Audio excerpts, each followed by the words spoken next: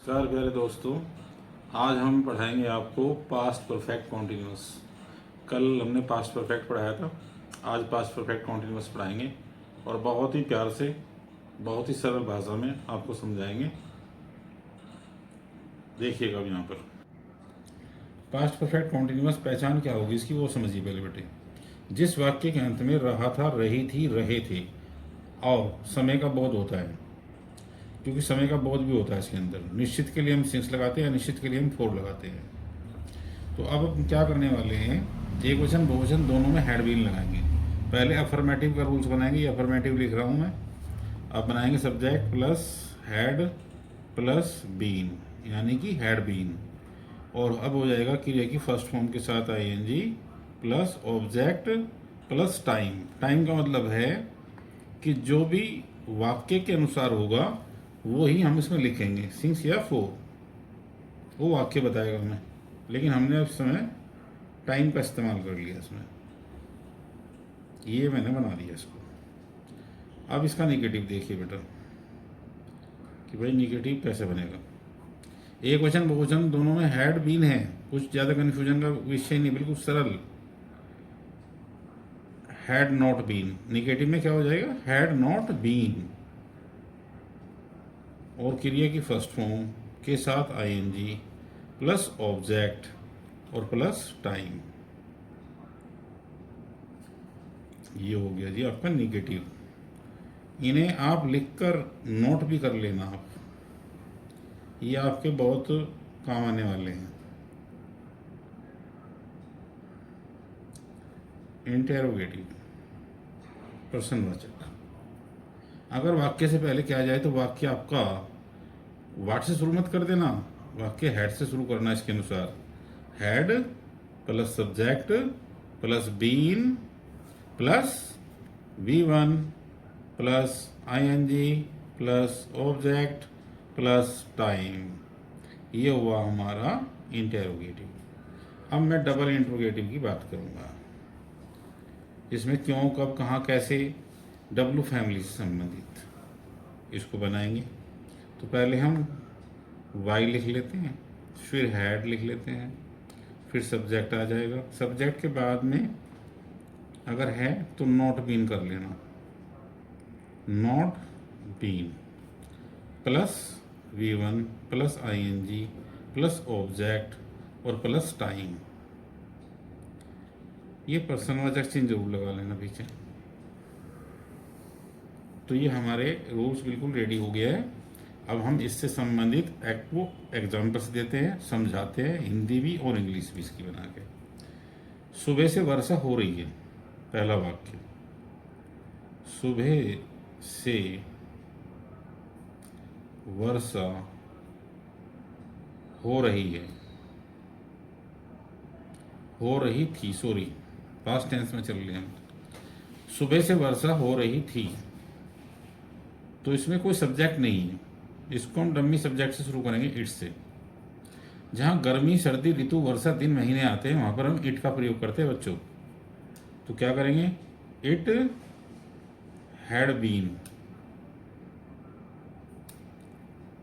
Rain लिख लो पहले, ING लगा लो, यानी सिंस मॉर्निंग। ये बन गया आपका। दूसरा वाक्य बनाइए, सुबह से वर्षा नहीं हो रही थी।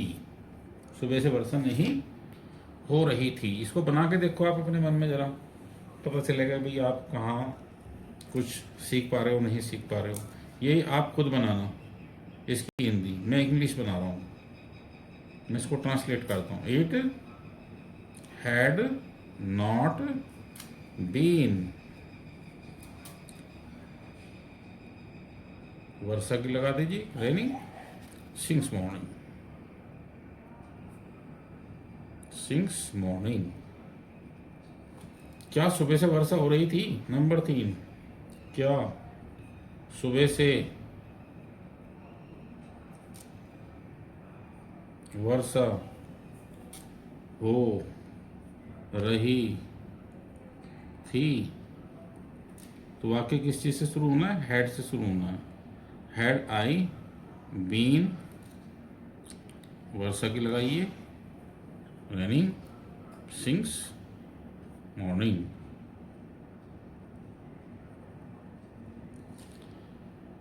सुबह से वर्षा क्यों नहीं हो रही थी? सुबह से वर्षा क्यों नहीं हो रही थी? Why had I not been running since morning. ये हो गया आपका सिंस मॉर्निंग। अब इससे नेक्स्ट वाक्य,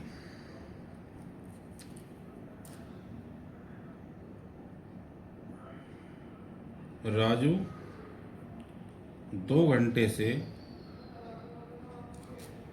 घंटे से एक मेज बना रहा था।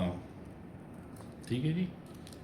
अब राजू कौन है? राजू तो एक वचन है, तो राजू एक वचन हो बहुवचन हो, यहाँ तो दोनों में हैड लग सकता है, कोई दिक्कत ही नहीं है।